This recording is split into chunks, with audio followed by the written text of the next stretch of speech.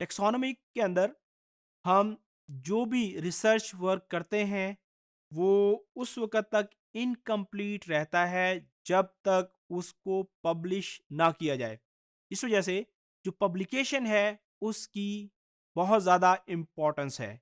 क्योंकि जब तक आपने जो काम किया है उसको पब्लिश करके आप दूसरों तक नहीं पहुँचाते, इस किस्म का जो रिसर्च वर्क होता है उसका कोई ख़ास फ़ायदा नहीं होता।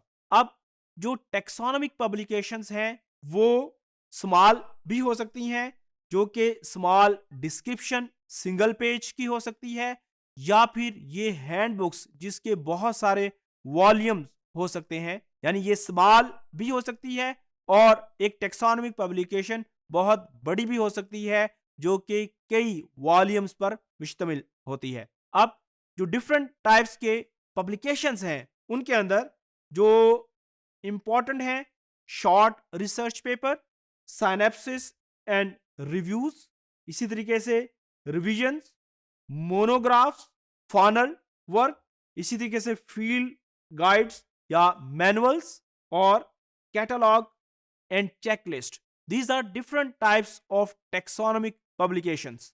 अब इनको हम डिस्कस करते हैं। सबसे पहले हम बात करते हैं short research paper. Short research papers are ordinary descriptive papers of new species, subspecies, यानी इसके अंदर हम नई स्पीशीज की डिस्क्रिप्शन कर सकते हैं, हम सब स्पीशीज की डिस्क्रिप्शन कर सकते हैं, इसके अंदर हम बहुत सारी चीजों को कंबाइन कर सकते हैं या फिर इनमें से कुछ को मिला के हम पब्लिश कर सकते हैं। उसके अलावा जो शॉर्ट रिसर्च पेपर होता है इसके अंदर जो आइडेंटिफिकेशन कीज हैं वो शामिल नहीं होती, क्योंकि ये बहुत ज़्यादा शॉर्ट होते हैं। स्पेस कंस्ट्रेंट्स की वजह से इसके अंदर आइडेंटिफिकेशन कीज का इस्तेमाल नहीं किया जा सकता। उसके अलावा इसके अंदर ब्रीफ चेकलिस्ट मौजूद हो सकती है।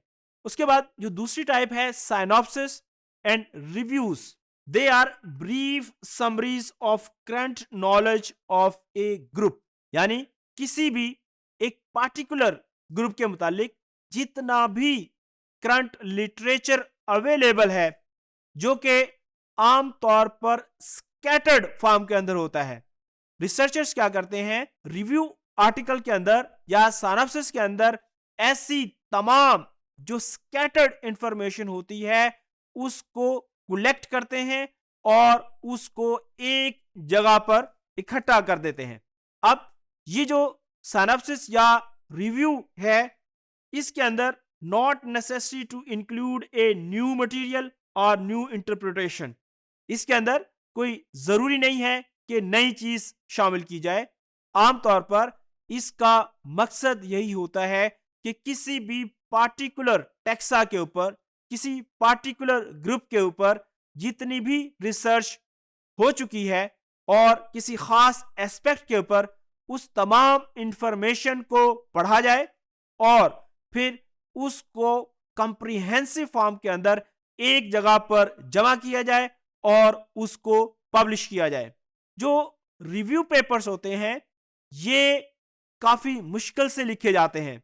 इसके लिए जरूरी होता है कि जो भी टेक्सोनोमिस्ट रिव्यू आर्टिकल लिखने जा रहा है वो जिस टॉपिक के ऊपर, जिस टेक्सा के ऊपर वो रिव्यू आर्टिकल लिखने जा रहा है उसके मुतालिक तमाम जो लिटरेचर है उसके पास अवेलेबल हो, उसने तमाम लिटरेचर्स को सर्च किया हो और फिर उसको पढ़ा हो, उसमें से जो इंपॉर्टेंट पॉइंट्स हैं उनको हाईलाइट किया हो और उनको फिर उसने एक पेपर के अंदर जमा किया हो। तो जो टेक्सोनोमिक रिव्यू पेपर्स होते हैं ये बहुत हेल्पफुल होते हैं, खास तौर पर ऐसे टेक्सोनोमिस्ट जो कि किसी एक खास टेक्सा के ऊपर रिवीजन लिखना चाहते हैं तो उनके लिए, या वो मोनोग्राफ लिखना चाहते हैं उनके लिए ये जो रिव्यू आर्टिकल है ये काफी हेल्पफुल साबित होते हैं।